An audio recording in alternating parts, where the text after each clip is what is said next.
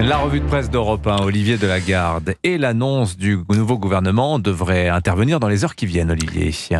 Sur proposition du Premier ministre, le président de la République nomme M. Bruno Retailleau, ministre de l'Intérieur, M. Didier Migaud, ministre de la Justice, M. Antoine Armand, ministre de l'Économie et des Entreprises. Pas la peine d'attendre, Dimitri, votre gouvernement. Il est déjà dans la presse ce matin, alors évidemment, il y a ceux qui se mouillent et ceux qui se mouillent moins, les mieux informés et les autres. La palme du service politique le plus téméraire revient à celui du Parisien aujourd'hui en France, qui nous annonce déjà la moitié des titulaires avec postes et affectations, même si, précise le journal, dans un sursaut de prudence, cela peut toujours bouger jusqu'à la dernière minute. Alors les grands équilibres sont déjà connus par tous, Catherine Ney nous les rappelait, et un vainqueur ce matin pour vos journaux, Michel Barnier. Barnier se sort du piège, annonce l'opinion. Barnier surmonte les tensions avec la Macronie, résume le Figaro. Barnier arrache un deal, titre Les Échos. Et si Michel Barnier était donc bien l'homme de la situation, écrit Christophe Jacubizine, le patron du journal économique, dans son éditorial « Négociateur a encore frappé », ajoute-t-il. Dans le Parisien, Marion Mourgue, Alexandre Sulzer et Pauline Thévenot nous racontent cette folle journée où tout aurait pu capoter. Le scénario de la dernière chance est arrêté hier en fin de matinée, raconte-t-il.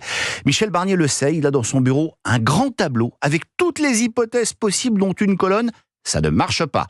Dernière réunion avec les responsables des partis, à ce moment-là, ça passe ou ça casse. En fait, personne n'avait vraiment intérêt à ce que cela casse. Quoi qu'il en soit, le gouvernement va avoir du pain sur la planche. Ça peut dire que sa tâche va être difficile. Il est attendu évidemment principalement d'abord sur le budget et sur la question des impôts.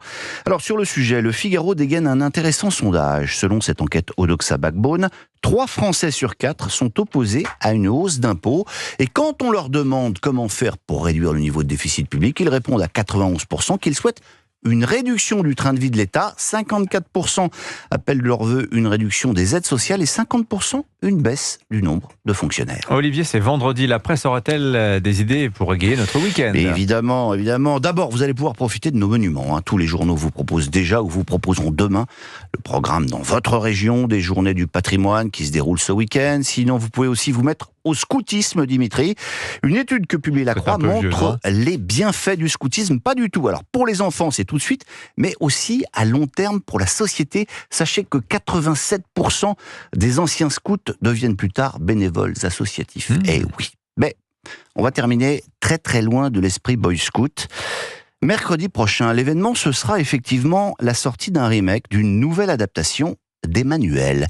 Et c'est un événement parce que ce film, qui date de 1974, aura marqué son époque, celle de la libération des mœurs, de l'affirmation d'un plaisir féminin. Dans les Échos Week-end, Pierre de Gasquet nous raconte l'histoire incroyable du livre, parce que c'est un livre avant d'être un film.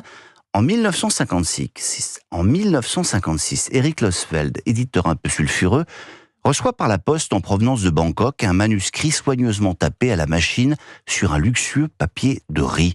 Le texte est accompagné d'une lettre à la signature indéchiffrable.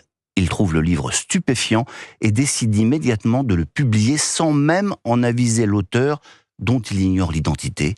En quelques semaines, le tout Paris littéraire s'enflamme pour cet ovni où la crudité mêle à l'érudition.